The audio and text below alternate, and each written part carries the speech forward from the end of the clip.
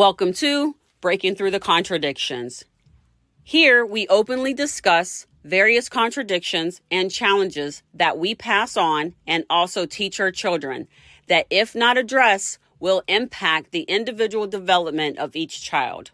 We will explore the topic, share pertinent information, and provide ways for you and I to take action. We look forward to you joining our conversation, so let's get started. The views and opinions expressed by the guests, speakers, and participants in this context are their own and do not necessarily reflect the views or opinions of the organizers, hosts, or any affiliated individuals or organizations. We encourage open dialogue and diverse perspectives, but the individual viewpoints shared during this discussion are personal and should not be attributed to any collective entity involved.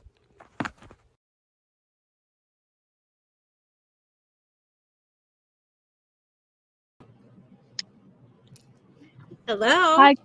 Hello, Christine. How are you? Oh, doing good. We've had quite the event to try to get on, didn't we? I know, right? Oh, cool. So now I can do it like that. So yes, it's been a little bit of a challenge today, but I know that we still want to have a conversation. So Yes. today, I guess our conversation is going to be a little shorter and it's going to be a little mobile. So I'm a little bit more in transit than normal. And so am I, because as we were getting ready to start, they said they were taking down my Promethean board. So I had to use a co-worker's room. So Yeah. So we just moving and shaking here. Yes. But we're here. That's all that matters, right? Yes. So that's pretty good. So it's been a little bit since I've sat down and talked to you, but today we're just going to make this short. So there's a couple things I think that we should really talk about. And I think we've had a little bit of conversations before, but because of some of the things that some of the people I've run into, some of the parents here lately, I decided that we should have a conversation with you, a classroom teacher, about this, right? So today we want to talk about IEPs, ARDs, and inclusion. And what's the deal? What does that mean, and what's happening exactly with our students? So first, I'll allow you the opportunity to let us know, kind of explain to everybody what is an IEP, what is an ARD, and what does inclusion truly mean, so that when we so as we're getting started, people won't be like, what is that? That's a new acronym. So an IEP is an individualized educational program. And ARDs, you're going to have to fill me in on that acronym because we call it an annual case conference. So Ours is an annual review. Annual. Okay. So what an IEP is where a team gets together. They have a psychologist that does the evaluation.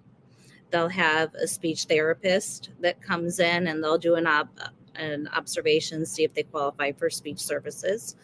They'll have an OT and a physical therapist that will come in and do evaluations as well. And that will become a multidisciplinary team eval. Sometimes what also happens is if a student is in speech, they can also get related speech services, which include occupational therapy as well as physical therapy. And that also opens up the opportunity to ease into special education a little bit easier than through a diagnosis, because there will be a general ed teacher, and I should have said a general ed teacher too. It's just there's the general ed teacher component, as well as the parent is also involved with the IEP process when it's introduced. So I was going to go back to the SLP. So what happens is, because they're already a speech IEP is also considered a special education service. So Tabitha, I'm just going to keep on talking. So it's considered a special education service, and you can slide in sometimes and get extra help and have the multidisciplinary team step in because the door has already been opened for special education. An annual case review is reviewing the goals and that's also on the IEP, the initial IEP. So they will look at the child's needs, and it will be specific to their needs. Addendums can be written in between the case, in between the IEP, like the quarterlies, or whenever, if they need to be rewritten, so that way as a child progresses, those goals also progress. Mm-hmm.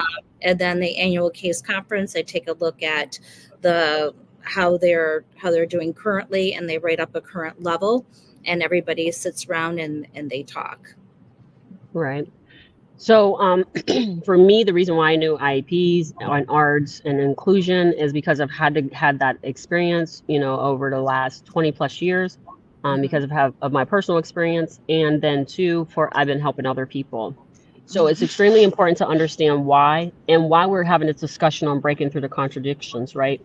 Because here's the thing, you say, so why do we need these? So we've identified and have defined what they are, but now why is it that we need them? So we need them because I don't think that I knew until I did the research that there are 7.3 million students that are considered disabled enrolled in our public school in the US every year, right? 7.3 million. Now, if we go back to the original numbers that I always talk about, at it being 49.6 million, actually enrolling look at that. So 7 million of those students that are enrolled are actually special needs of some kind. And that can be anything. That can be dyslexia, autism, ADHD. It can be any number of things. It could just be a learning disability, a delay of any kind. There'll also be speech in there too, because those are also included. Yes. Yeah. See, these are all the things that people don't really understand, right? But 17%, they say, between the ages of 3 and 17 are special needs. That's a lot of students. So these are the reasons why we need it. So I think that for our conversation, we really need to understand, why is it important what do parents need to know, and what do educators need to know? So I'll start for me a little bit. One of the things I want to make sure that parents understand is that there are options for your students, for your SPED kids. A lot of times we do not feel as though as parents we have options, but we 100% have options and choices for our children, and that we need to be part of the process. We can't walk up to someone and say, here, take care of my kid for 7 hours while I go and take care of, some other stuff. No, this is exactly why it's extremely important to emphasize the structure, the co-parenting structure that is happening between home and school. Because when you hand your student off, you're expecting them to behave and do things and be and encourage your student and teach them and things like that, right? And still have to deal with all of the behaviors that come along with that. But that that relationship is one that has to be established and accomplished, right? Right. I absolutely agree. Yes, we need to have that partnership. And I also have classroom experience. I was a special education teacher in preschool, and that was just a little bit ago, maybe like 20 years ago. And then actually longer than that. I'm going to date myself. I didn't realize I've been like 25 years. 25 years. Time flies. So yes, 25 years ago. And then now I'm a classroom teacher. So I have special education students coming into my classroom. And I also have IEP experience from the parent side. And so I understand, it's hard because as a parent, you're like, I want this, this, and this, and this, and this. And when we want this, this, and this, and this, I'm not saying that it shouldn't happen, but it is a legal binding document that has to be followed to a T. So when you put in that the child needs a paraprofessional, there better be a paraprofessional there to assist the student. It's very important for general education teachers to know that IEP inside and out. And so if you know that you're going to have a child with an IEP, you want to make sure that you ask for the IEPs ahead of time and to get those in your hands as soon as possible. Because parents call and they will say, do you know that my child has an IEP? And you do not want to say no, because we're talking about building bridges and building rapport and trust. So we need to be able to say, yes, I've read that IEP and this is what I know, and this is how we're going to, be able to work together. Do you have any suggestions? I think that that's a really good point, because the point is that you need to know what's in your IEP, period. Mm-hmm. And you need to know your part in it. And so I think a lot of times parents are my experience has been that parents are under the impression that 100% of education is 100% on the school, but that's not the case. It's extremely important that the parents, especially of special needs children, are involved in the educational process. Otherwise, what you may find or get yourself in trouble with is the fact that your student is falling through the cracks. When we did Save Our Kids on Tuesday, one of the moms that was there she showed us the difference between what she's receiving in papers and what she receives on the standardized test. And for that reason, and her kid is a SPED kid, right? Mm-hmm. And for whatever reason, that child may not make it, may not progress to the next grade level based on the standardized testing, but now she's at a loss, she's working through the knowledge that she has about how to get this encouragement or help her student, but she doesn't have enough information to do that. And that's why I just felt like this was a really good conversation to be had here, because there's a lot of contradictions in the fact that they're like, oh, well, we're going to teach them, but what are we really teaching them? And is truly inclusion, and is it really inclusive type of a thing? Because that's where a lot of the stuff is sitting. And there's a lot of parents, 7.3 million children would suggest at least 7 million families are having to deal with that, right? Mm-hmm. So I think it's time for us to give them information as to what do they need to know and how do they need to support themselves. One, they need to be visible. I'm going to tell you that right now. There are too many parents who are absent from school.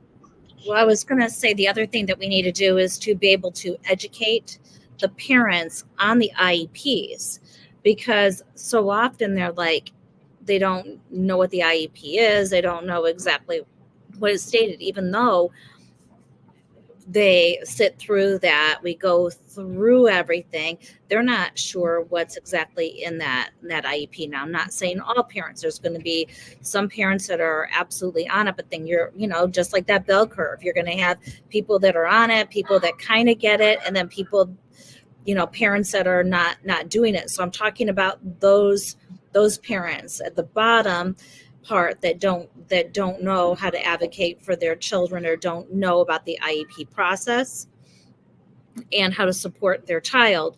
And there are statistics to show that when parents support their children's education, the children's scores and their children's academic performance also increases. So, and I even see a difference too with behaviors. So when parents are involved and backing the school and getting involved with, academics. So I think okay, so that's very interesting that you say that, because it's true. First of all, say that louder for the people in the back. When your children have the support, they improve their scores in school. So you sitting back and allowing for the other parent, because they have more information or have more ways about doing things, to wait for them to solve your problem is not the answer, because all you're doing is helping the student to see that they don't have to do the work. They can just wait for someone else to come in and fill the gap. Right. And then I also want to bring in co-parenting, because parents, they need to work with the school. Plus parents need to work with the other parent to be able to co-parent, so that way they can best help their child succeed too. So it takes a village. It takes a group of people. It does. And that's like the IEP process. If you think about it, there's a lot of support for one student. We all need a lot of support, and that's their village to help them bring them up and level them up. But it takes everybody. It does. And I think that's so important, especially because when you're talking about a speech therapist, an OT, occupational therapist, and your academic teachers and your life skill teachers, you have a lot of different teachers, and general ed is different from special ed. And here's the thing, you have teachers who are multidisciplined, so they can cover both groups, which is a beautiful thing. So that actually helps with inclusion, right?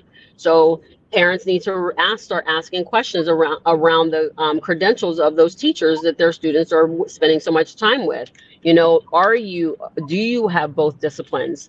You know, what are your thoughts and feelings around teaching a special needs student, and what are your expectations for them? Because I think that a lot of times, as soon as you ask what are the expectations for these specific group of kiddos, guess what happens? No one has expectations for them. I disagree with that.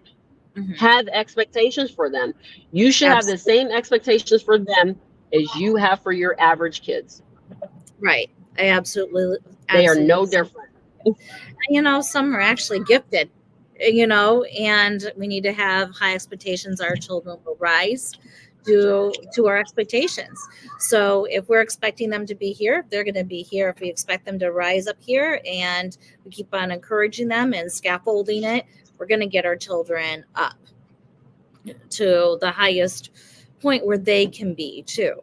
So, but they definitely need the support and guidance from others, and for the adults, the special education, the general education teacher, to really communicate and work together to help the child and communicate with the family. So then that way everybody is on the same page, and it saves a lot of time when we do that, because there's less friction and less having to cover ourselves, because we have a good working relationship with between the home and the school. Okay, cool. I get it. I'm for it too. So one of the things for me, from my standpoint, there are two things I want to make sure we're very clear to parents. One, parents, you are responsible for your child's education.